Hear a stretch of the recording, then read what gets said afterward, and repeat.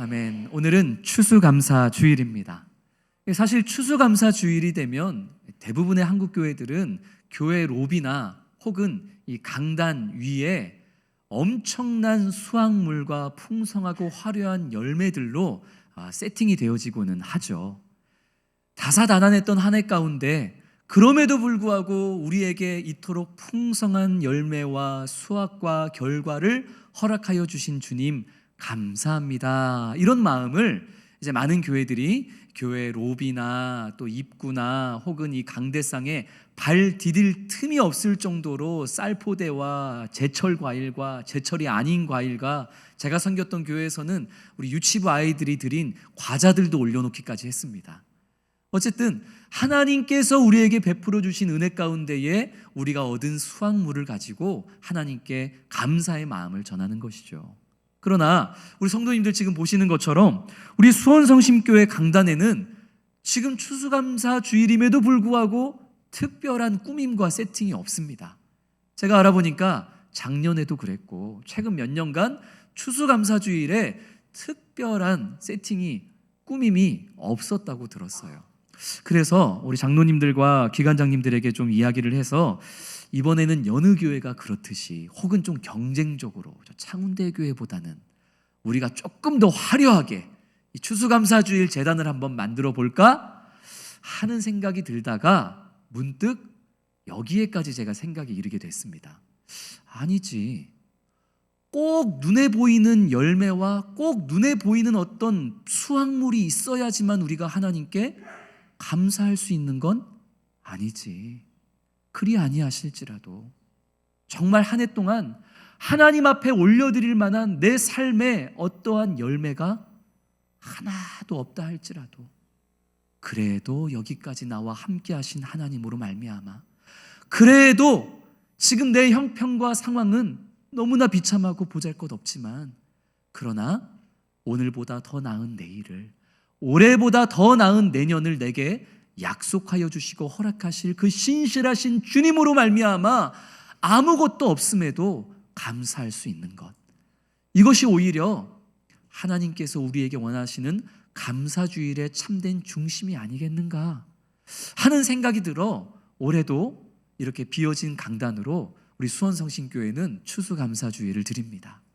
이야, 귀찮아가지고 안 꾸민 거면서 해석만 오지게 잘하는구나, 아주 꿈보다 해몽이네, 혹시 그렇게 생각하실 수 있을지도 모르겠습니다만 정말 그렇지 않습니다. 정말 우리가 우리의 삶에 풍성한 수확물이나 하나님께서 우리에게 주신 결과물이 있을 때에 당연히 감사해야죠.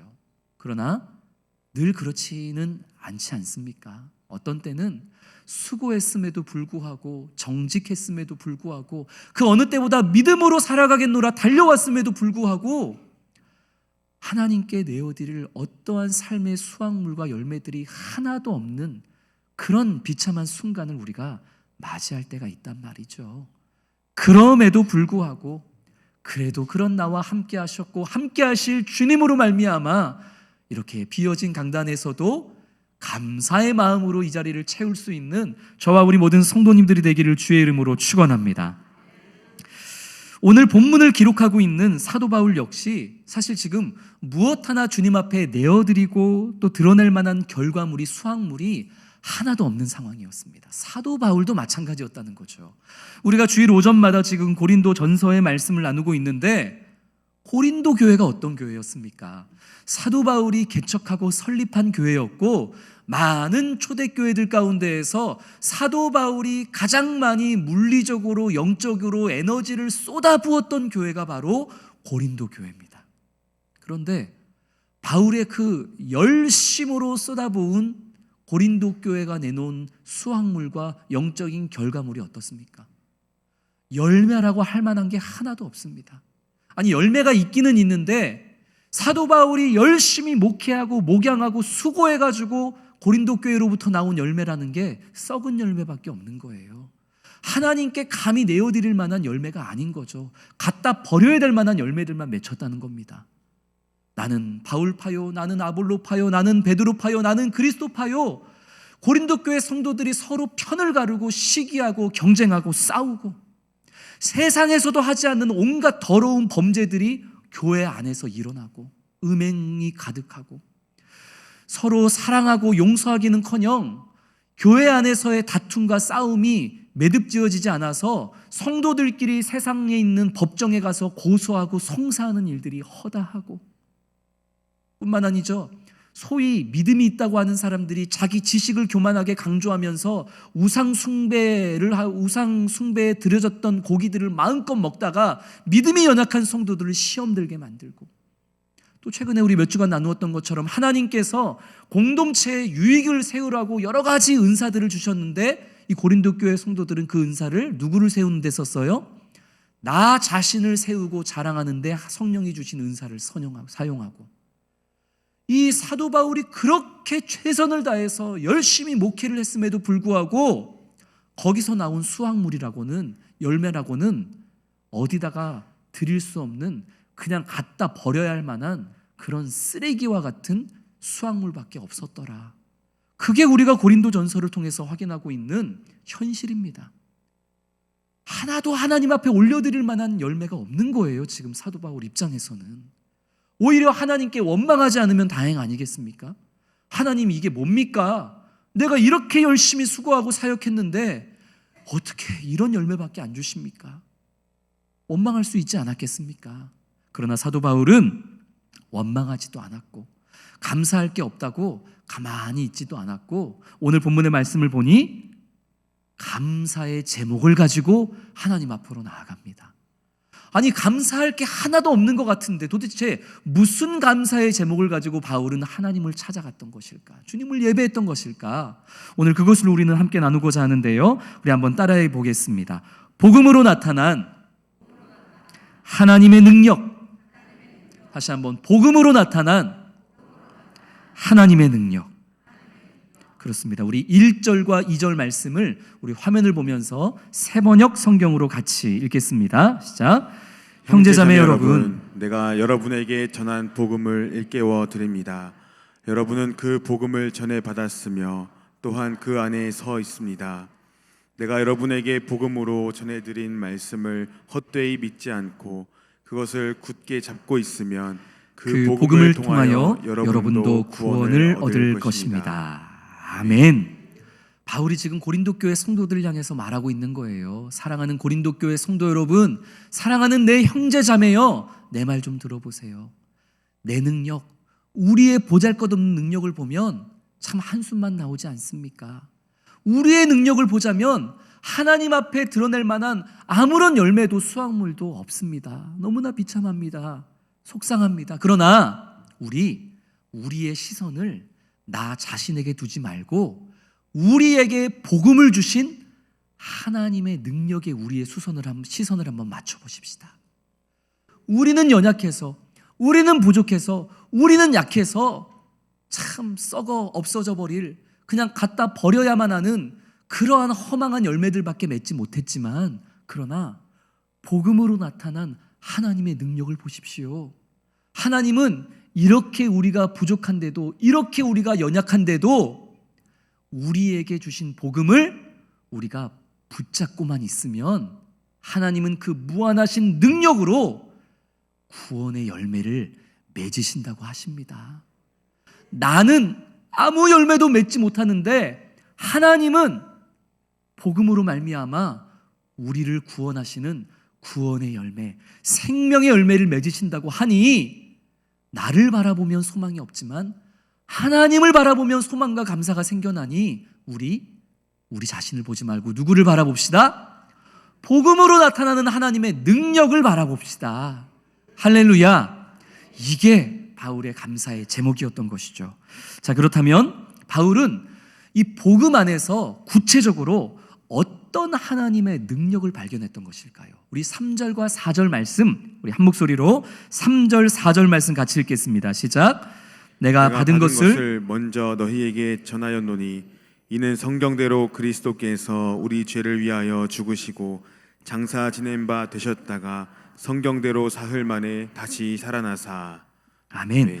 이 3절과 4절 말씀을 보니까 지금 빨간색으로 되어 있는 이 표현이 굳이 들어가 있죠. 저 표현은 들어가지 않아도 자연스러운 문장이 돼요. 그러나 사도 바울이 의도적으로 저 두 가지 표현을 3절에도 끼워놓고 4절에도 끼워놓고 강조하고 있다는 거죠. 어떤 단어입니까? 성경대로. 복음이 무엇입니까? 복음이라는 것은 하나님의 아들 예수 그리스도께서 우리를 위해 이 땅에 인간의 몸으로 오셨고, 그 하나님의 아들 예수님께서 우리의 죄를 대신하여 십자가에서 죽으셨지만 다시 그 죽음을 깨뜨리시고 부활하셨으며, 그 예수 그리스도를 믿는 자에게 영원한 생명과 천국을 허락하신다. 이게 복음인 줄 믿으시기를 소망합니다. 그런데 바울이 얘기하는 거예요. 그 복음이 성경대로 이루어지더라 하는 거예요. 내가 연약해도, 내가 부족해도, 내가 못나도, 아무리 이 악한 세상이 하나님의 역사를 가로막으려고 저항한다 할지라도 하나님께서 복음으로 말미암아 당신의 아들 예수 그리스도로 말미암아 택한 백성들을 구원하시겠노라고 약속하신 말씀은 성경대로 성취될 수밖에 없더라. 할렐루야. 그러니 어찌 감사하지 않을 수 있겠는가? 바울은 지금 그 얘기를 하는 거예요. 지금 바울이 얘기하고 있는 성경은 신약 성경이 아닙니다. 지금 바울이 고린도전서를 쓰고 있는 이때에는 신약 성경이 완성되지 않았던 때죠. 그래서 바울이 얘기하고 있는 성경대로는 구약 성경을 말하는 겁니다. 여러분 보십시오. 창세기부터 말라기까지의 구약 성경의 말씀을 보면 하나님께서 우리에게 보내어 주실 메시아 구원자에 대한 이야기가 여기저기 너무나 많이 기록되어 있습니다. 창세기 3장 15절, 우리가 원시복음이라고 이야기하죠. 여자의 후손, 예수 그리스도를 의미합니다. 여자의 후손이 뱀의 머리, 사단의 머리를 상하게 할 것이다. 구원자가 사단의 유혹과 사단의 모든 죄악들을 끊어내고 우리를 구원하실 것이다. 창세기부터 약속되었던 그 메시아에 대한 약속이 모든 선지자들의 글과 말씀과 또 시편의 여러 찬양을 통해서 구약 성경에 수도 없이 약속되었는데, 근데 그 약속이 어떻게 되었더라? 성경대로, 약속하신 대로, 말씀하신 대로 1.1획도 어긋남이 없이 다 성취되었더라. 나를 바라보면 한숨만 나오는데 그 복음으로 나타나는 무한하신 하나님의 능력으로서 약속한 것을 무조건 이루어내시는 그 하나님의 능력을 보니 얼마나 마음이 든든한지 우리가 어찌 감사하지 않을 수 있으리요. 바울은 지금 그것을 권면하는 겁니다. 이 적절한 표현인지는 모르겠는데 똥개가 짖어도 뭐는 가는 거예요? 기차는 계속 달려가는 거예요. 왜요? 개는 기차를 막을 수 없어요. 한 마리, 두 마리, 수많은 개들이 모여서 짖으며 달려가는 기차를 막으려 해본들 기차는 뚫고 지나가는 거예요. 복음이 그렇다는 겁니다. 하나님께서 당신의 택한 백성들을 위하여 보내어 주시고 그들의 죄를 대신하여 십자가에 죽어주시고, 그러나 그 죽음에서 다시 살아나시사 그 예수를 믿는 자들에게 영원한 생명과 천국을 주시겠노라 약속하신 이 복음은 그 누구도 막을 수 없더라. 반드시 성경대로 말씀하신 대로 약속하신 대로 성취되더라. 예뻐서 잘생겨서 돈이 많아서 착해서 복음이 주어지는 게 아니라 이렇게 내가 자격이 없고 못났는데도 그 복음이 성경대로 내게 성취되더라. 나는 하나님 앞에 올려드릴 만한 열매가 하나도 없는데 그런데도 하나님은 그 무한하신 능력으로 내게 그 복음을 성취시켜 주시더라. 그러니 복음을 바라볼 때 우리가 어찌 감사하지 않을 수 있겠느냐? 바울이 지금 그 말을 하고 있는 겁니다. 사랑하는 성도 여러분, 우리의 어떠함을 바라볼 때에는 감사의 제목이 없죠. 그러나 우리의 어떠함과 상관없이, 세상의 어떠한 저항과 상관없이 복음으로 말미암아 성경대로 우리를 구원하시고 우리를 자녀 삼으시고 우리를 구원하시겠다 약속하신 것을 반드시 이루시는 그 하나님의 능력으로 말미암아 감사할 수 있는 저와 성도님들이 되기를 주님의 이름으로 축원합니다. 바울은 이 성경대로 말씀대로 성취되는 복음을 바라보며 감사하자 이렇게 얘기했을 뿐만 아니라 또 하나의 감사의 제목을 가지고 백성들과 성도들과 함께 감사하며 나아갑니다. 우리 6절 말씀을 화면을 보면서 새번역 성경으로 같이 읽습니다. 6절입니다. 시작. 그 후에 그리스도께서는 한 번에 500명이 넘는 형제 자매들에게 나타나셨는데 그 가운데 더러는 세상을 떠났지만 대다수는 지금도 살아 있습니다. 아멘. 성경대로 이 땅에 오셔서 죽으시고 그러나 부활하신 예수님, 그 부활하신 예수님은 몰래 12제자만 만나고 승천하신 게 아니에요. 오늘 6절 말씀을 보니까 12제자에게 보여주셨을 뿐만 아니라 부활하신 예수님이 또 한 번에 몇 명이나 되는 사람을 만났대요. 500명이 넘는 사람들을 부활하신 예수님이 만났다는 거예요. 그러니까 500명이 넘는 사람들이 죽음에서 다시 살아나신 예수님을 직접 두 눈으로 보고 만나고 경험하고 그분의 말씀을 들었다는 거죠. 중요한 건 뭐냐면 바울이 지금 어디에 방점을 두고 있냐면 그 부활하신 예수님을 직접 만나고 보고 들었던 그 500명의 사람들이 대다수 지금 어떤 상태다? 살아있다. 물론 지금은 예수님 부활하신 지 2000년이 지났기 때문에 다 죽었죠, 증인들이. 그러나 사도 바울이 지금 고린도 전서를 쓰고 있는 이 시점에는 부활하신 예수님을 직접 보고 만났던 500명의 사람들이 대부분 어떤 상태라고요? 살아있는 상태라는 거예요. 바울이 이 얘기 왜 하고 있을까요? 예수님이 부활하셨다는 내 말 믿기가 힘들다면 부활하신 예수님을 만났던 그 수많은 사람들을 직접 찾아가서 한번 물어봐봐. 직접 대질신문을 한번 해봐봐. 예수님의 부활이 진짜인지 가짜인지. 바울이 지금 이 얘기를 담대히 하고 있는 거예요. 제가 일전에 한번 말씀드린 적 있죠. 지금 우리 2부 예배 때 우리 아마 학생들까지 지금 이 자리에 한 200여 명 정도 되는 성도님들이 오늘 예배를 드리고 있을 텐데 우리 수원성심교회 담임 목사 키가 180이다. 진짜예요, 가짜예요? 재보셨어요? 사실은 가짜예요. 180이 사실 조금 안 돼요. 180이 조금 안 되기 때문에 분명 그것은 거짓이지만 그러나 우리 200명 되는 사람들이 약속을 하는 거예요. 우리 어디 가서 수원성심교회 담임 목사는 키가 몇이다? 180이다. 우리 이렇게 얘기하자고 우리끼리 굳게 약속한 거예요. 누가 물어보든 박지만 목사 키는 180이다. 헐친하다. 그런데 저는 알아요. 우리가 아무리 굳게 그것을 약속하고 매주 제가 그렇게 하기로 여러분을 교육한다 한들 분명히 이 중에 배신자가 생길 거예요. 분명히 어디 가서 야 그거 뻥이야. 우리 수원성심교회 담임 목사 아담이야. 아담에 분명히 이 중에 배신자가 생긴다니까요. 거짓이라는 것은 그게 한계예요. 5명도 그 거짓을 지키지 못합니다. 나에게 당장의 유익이 있을 때는 어떻게 해서라도 거짓말을 해서라도 그것을 지키려고 하겠지만 내 목에 칼이 들어오면 진짜 솔직하게 얘기 안 하면 죽인다. 니네 목사 키 진짜 180 맞아? 그러면은 목에 칼이 들어오고 있는데도 끝까지 담임 목사가 180이라고 얘기할 사람이 어디 있겠어요? 아니야, 아담의 꼬맹이야. 다 그러지 않겠어요? 그러나 초대교회 성도들을 비롯해 예수 그리스도의 십자가의 모든 증인들은 목에 칼이 들어오는 상황 속에서도 온몸이 썰리는 상황 속에서도 나 자신만이 아니라 내 가족이 불타는 그 상황 속에서도 끝까지 내가 부활하신 예수님을 직접 만났다고 끝까지 고백하며 순교했습니다. 그게 기독교 역사예요. 그게 거짓이라면 어떻게 기독교의 역사가 여기까지 흘러올 수 있겠느냐. 이거는 역사학자들도 가장 궁금해하는 아이러니입니다.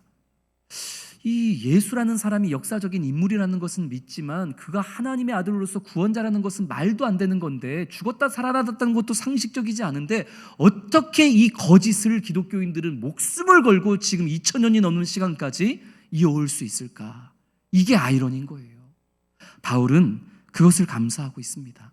복음이라는 것이 실체가 없는 그냥 교훈과 하나의 윤리적인 가르침이 아니라 이 복음이라는 것이 우리 인생의 객관적이고 역사적인 실체로서 하나님이 우리를 찾아와 주시고 그 수많은 증인들을 통해서 나에게 복음이 전해졌고 이제는 내가 그 복음의 증인이 되어서 살아갈 수 있게 하시는 것, 이게 바울은 너무 감사한 거예요. 하나님, 복음이라는 것이 실체가 없는 게 아니었군요. 복음이라는 것이 정말 내가 볼 수 있었고 만질 수 있었고 경험할 수 있었던 이 역사 가운데에 실체로 이 땅에 오신 수많은 증인들을 하나님께서 만드셨고, 그 수많은 증인들을 통해 흘러 내게도 그 복음이 전해지게 하시고, 이제는 내가 그 십자가의 증인되어 그 복음을 전하게 하신 그런 도구와 통로가 되게 하시니, 주님, 내가 어찌 감사하지 않을 수 있겠습니까? 그게 바울의 감사의 제목인 겁니다. 사랑하는 성도 여러분, 복음은 실체 없는 교훈과 가르침과 이 성경책 안에 그냥 기록된 하나의 이야기가 아닙니다. 성경은, 복음은 우리의 역사 속으로 들어오신 하나님의 구원의 실체요 사건임을 믿으시는 성도님 되시기를 소망합니다. 그러니 우리가 어찌 감사하지 않을 수 있겠냐는 것이죠. 이 바울의 감사의 제목은 9절과 10절의 말씀을 통해 절정에 이르는데, 우리 9절 10절 말씀, 우리 세번역 성경을 보면서 화면으로 같이 읽겠습니다. 나는 사도들 가운데에서 가장 작은 사도입니다. 나는 사도라고 불릴 만한 자격도 없습니다. 그것은 내가 하나님의 교회를 박해했기 때문입니다. 그러나 나는 하나님의 은혜로 오늘의 내가 되었습니다. 나에게 베풀어 주신 하나님의 은혜는 헛되지 않았습니다. 나는 사도들 가운데 어느 누구보다도 더 열심히 일하였습니다. 그러나 나는 이렇게 한 것은 내가 아니라 나와 함께 하신 하나님의 은혜입니다. 아멘. 바울의 고백입니다. 이 고백이 우리의 고백이 되기를 주님의 이름으로 축원합니다. 함께 고백하겠습니다. 모든 것이 하나님의 은혜입니다. 믿으십니까? 그게 여러분의 고백입니까? 바울이 지금 어떤 상황 속에서 모든 것이 하나님의 은혜입니다 그렇게 얘기하고 있죠? 풍성한 수확물 앞에서 그렇게 얘기하고 있습니까? 아니요. 하나님 앞에 내어드릴 만한, 드러낼 만한, 자랑할 만한 아무런 수확물과 결과와 열매가 없는 비참한 상황 속에서 모든 것이 하나님의 은혜입니다 얘기하고 있는 거예요. 드릴 거는 없는데, 나 자신을 바라보면 참 한숨만 나오는데, 근데 이런 아무것도 아닌 자격 없는 나, 사도라고 불림받지도 못한 나, 감히 하나님의 그 무한하신 복음을 선물로 받을 만한 자격도 없는 이런 나에게 하나님이 하나님의 자녀라고 불러주시고, 예수 그리스도를 내게 보내어 주시고 만나게 해주시고, 그 무한하신 능력으로 네가 어떠하든지 세상이 어떠하든지 나는 반드시 성경대로 약속한 대로 말씀대로 나는 너를 구원할 거야. 나는 너를 형통케 할 거야. 나는 너의 하나님이야. 너는 내 자녀야. 내가 너를 책임질 거야. 아무것도 아닌 나에게 하나님 이리 약속하시고 성경대로 그것을 이루실 것을 나는 믿기 때문에, 그리고 하나님께서 그 약속을 이 땅의 역사 속에 들어오셔서 실체적으로 이 땅에 보여주셨고, 그 수많은 증인들을 통해 내게 이 복음을 흘려보내주셨고, 이제는 내가 그 복음의 증인되어 살아가게 하셨으니 나는 나의 어떠함과 상관없이 내 인생에 열매가 있든지 없든지 나는 그저 하나님의 은혜에 감사할 뿐입니다. 시험 잘 못 봐도, 취직 못했어도, 내 가정에 형편에 어려운 일들이 반복되어진다 할지라도, 그래도 복음으로 나에게 은혜를 베풀어 주시고 함께 해주시고 더 나은 내일을 허락하여 주실 주님을 우리는 믿기에, 모든 것이 하나님의 은혜임을 고백하며 살아가는 우리 모든 성도님 되시기를 주의 이름으로 축원합니다. 우리 주신 말씀 기억하면서 우리 하나님의 은혜 찬양하며 우리 세례 입교 학습식을 준비하도록 하겠습니다.